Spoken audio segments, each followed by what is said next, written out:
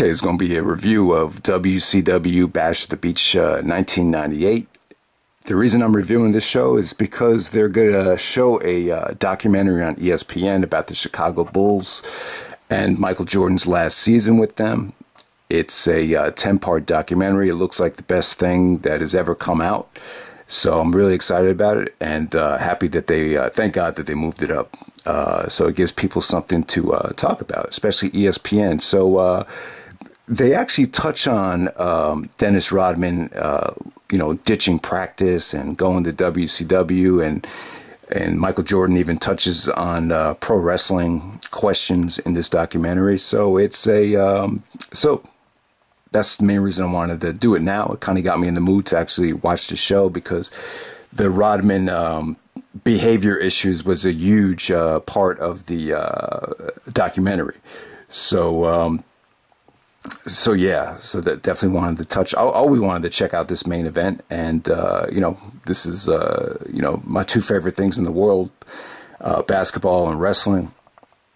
This is like one of the only times they've really merged in the main event spotlight. So yeah, I've always wanted to check out this show. So this is WCW Bash at the Beach 1998, fresh off the 1998 NBA Finals going into July. So yeah, this was when the Monday Night Wars were at an all-time high. The Goldberg had just won the belt. This was like the WWF's answer to Mike Tyson at WrestleMania.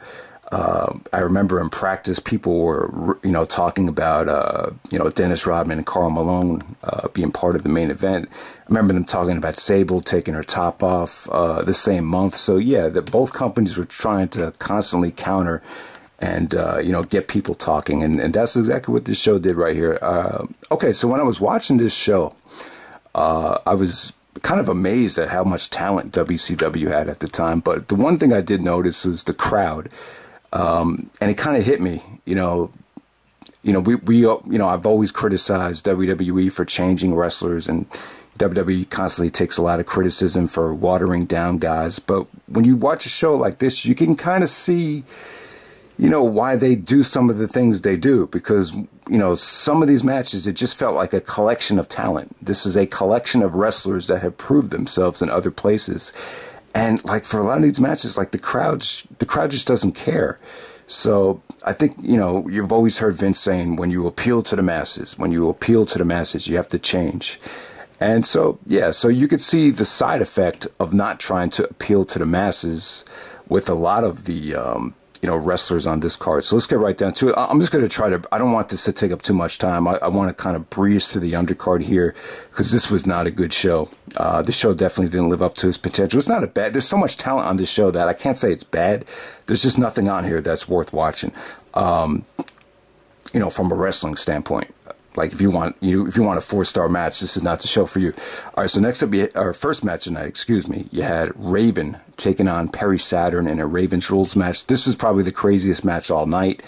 Lots of, there was a double table splash from Saturn where he missed because he couldn't see underneath the table. There was tons of interference from Raven's, the Raven's flock or whatever he called his guys.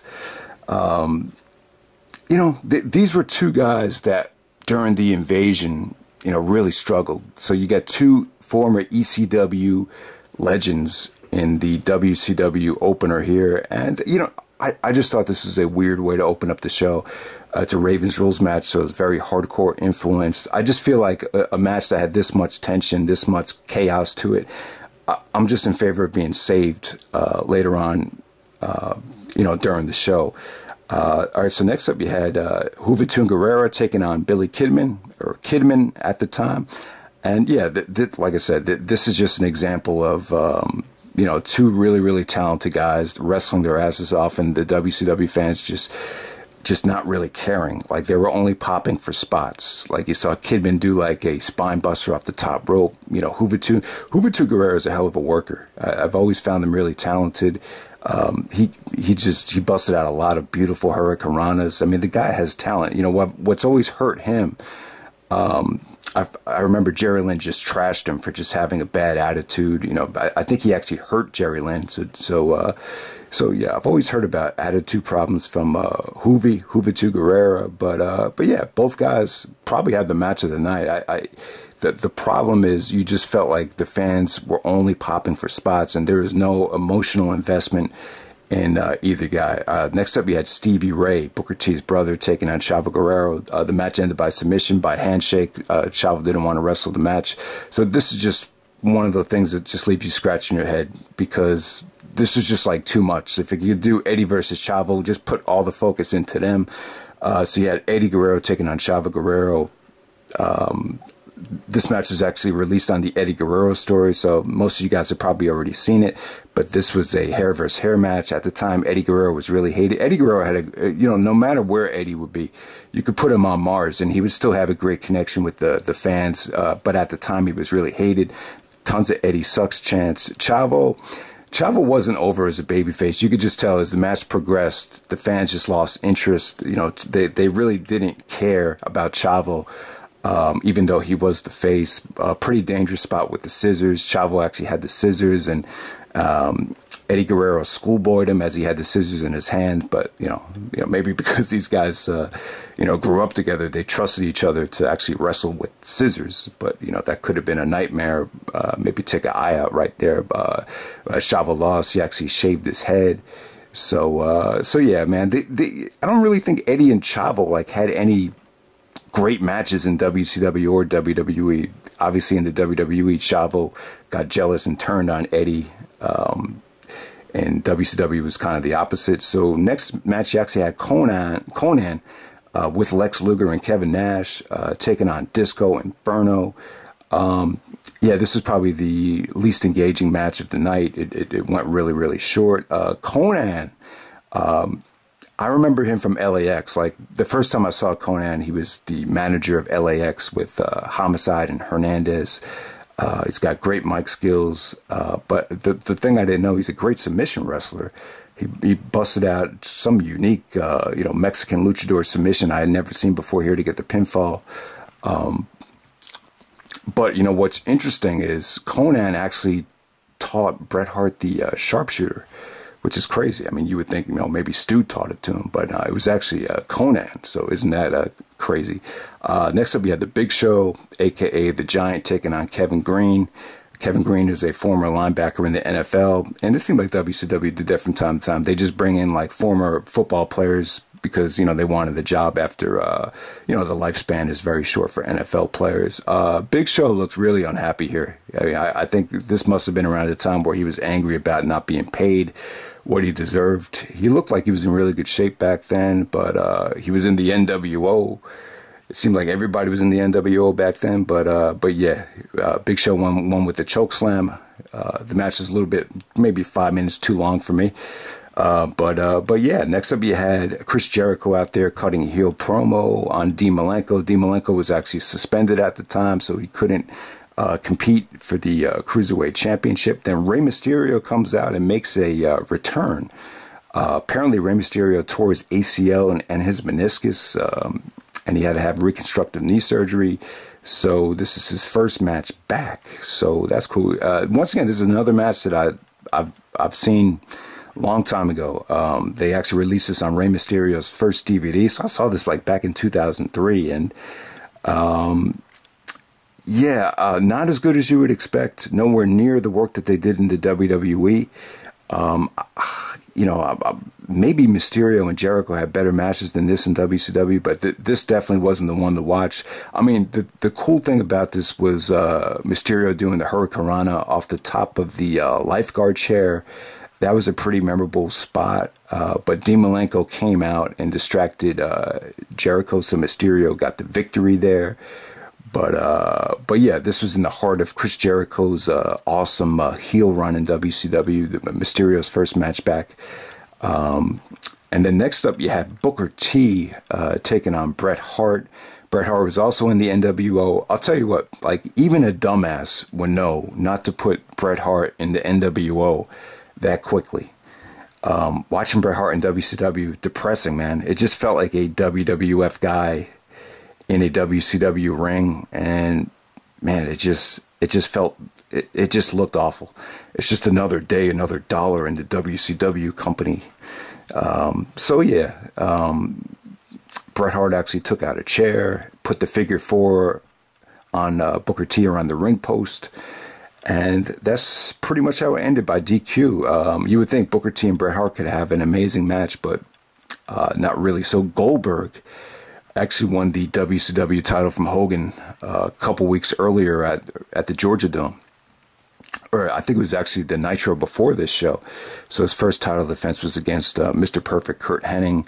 And yeah, you know, the Goldberg, you know, I'm not a big Goldberg fan, but I'll admit though, like there's certain things that WCW could have done better in 1998.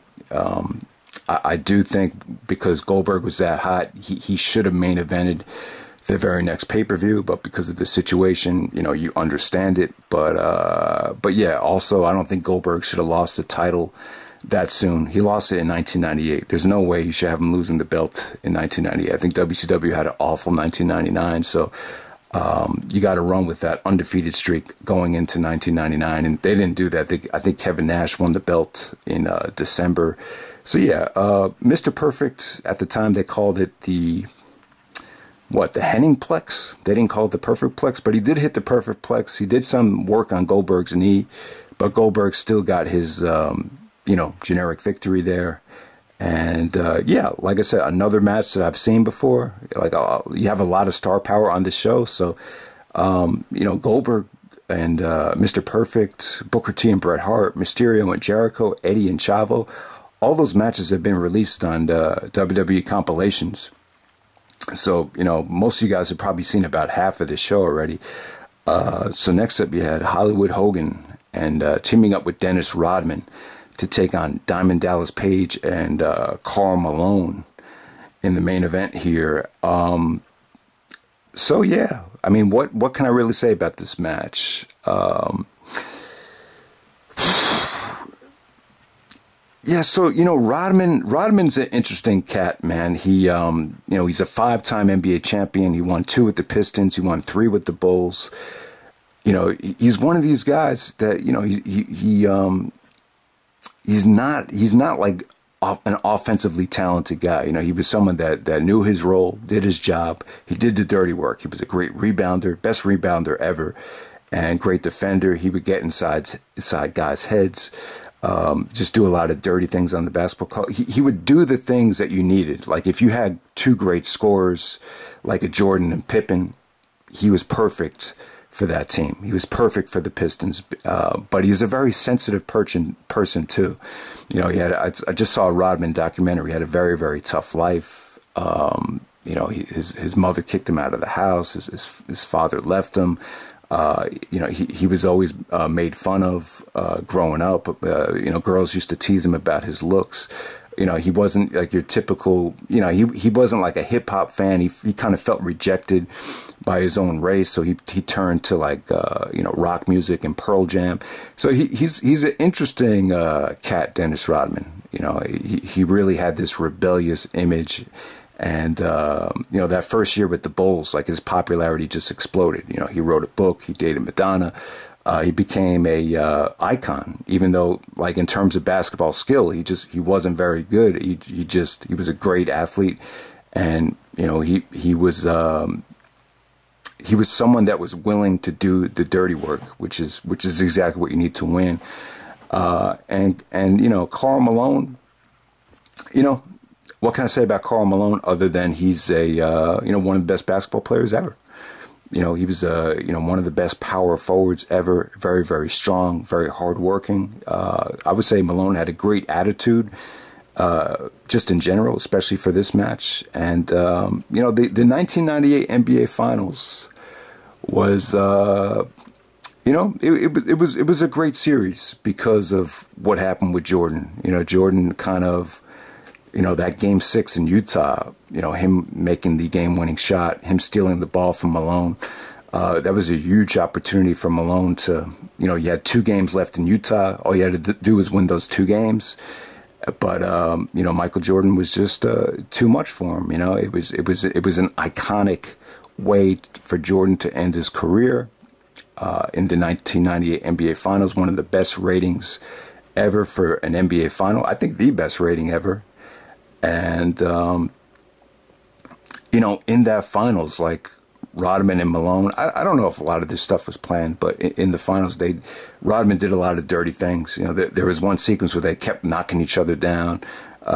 There's so much stuff about Rodman being in Malone's head to the point where Malone would have bad games. But, you know, I'll give Malone credit. He showed a lot of heart. That series could have easily ended in 5 games, but he pushed it back to Utah after a tremendous Game 5 where he scored, 39 points.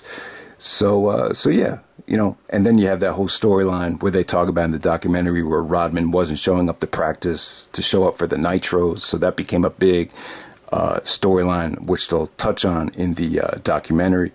But yeah, I mean, this match here was just, it was just not good. You know, Rodman, I was very disappointed with him. He just didn't look very engaged. I think a lot of it had to do with him trying to be a heel. You know, Hogan's offense was just boring as shit. I'll say this about Malone, though. Malone had a much better attitude here. It's surprising, like, how, like, skinny and tall Malone looks in a wrestling ring. Like, when you see him in the NBA, he looks a little bit more bulky compared to everybody else. And, he doesn't come off like he's that tall. Like when you watch him play, in the NBA. But in this match right here, he just looks, God, you're just shocked at how like tall and lean he is. He looked in great shape too. So Malone was okay. I mean, I just thought he had a much better attitude than Rodman. Rodman was doing a lot of the dirty things. There were some hot tags to Diamond Dallas Page. I would say DDP was probably the MVP of this match. The Disciple actually interfered here, and he hit like a diamond cutter type of finish. So that's how the match kind of ended. Once again, more interference. It seemed like interference was WCW's trademark. But yeah, the Disciple, never heard of him before this. Probably you're never going to hear about him after this. Maybe he was like a flash in the pan type of guy. I mean, it just seemed like the NWO just had so many different guys that just kind of got lost in the shuffle here. But yeah, I mean, I knew the match wasn't going to be that good, but it was something different. It was cool to see Rodman and Malone really do something like this. Two guys that grew up watching, two guys that are legit Hall of Famers. It gave them something to do during the summertime. But Malone must have not been that depressed if he was able to compete in a match like this. I remember after the 98 finals, he said he was going to get away and kind of, do his own thing. But yeah, with this match right here, I don't know. I mean, it just wasn't good. I just think in retrospect, like matches like this, they're good for the moment, but long term, if you're trying to build the company, I just felt like WWF just had a better direction. They just knew what they were doing. This was a good short-term cash grab, but long-term, I don't think it really benefited the company as much as it could have. But yeah, this is basketball and wrestling merging like it's never been done before. And I'll just say this. I'll say, yeah, I think being a good basketball player, making the transition to wrestling, basketball gives, you have to be a good athlete to play basketball. It can definitely help you in the wrestling ring, but you have to have a good attitude, though. And I think with Rodman, he's just a weird cat. He's just weird. I mean, you would think, if he was ditching practice for this, you would think he would have gave a better effort, but he's just a very weird cat. And Isaiah even talked about in the Rodman documentary, like, if you don't give Rodman unconditional love, he kind of tunes out, fades out. And it's a miracle. It's a miracle the Jordan, Pippen, and the Bulls were able to win 3 championships in a row with Rodman. Because when Rodman was good, man, he was great. But I just remember there was so many times where he would just zone out and just not be mentally there. So it's amazing that the Bulls are still able to win those next two championships, considering those circumstances. So that's pretty much it, guys. This was just not a good show. This was probably, I know it's tough to even review this show, but yeah, that's another day, another dollar for the WCW company, as Bret Hart would say.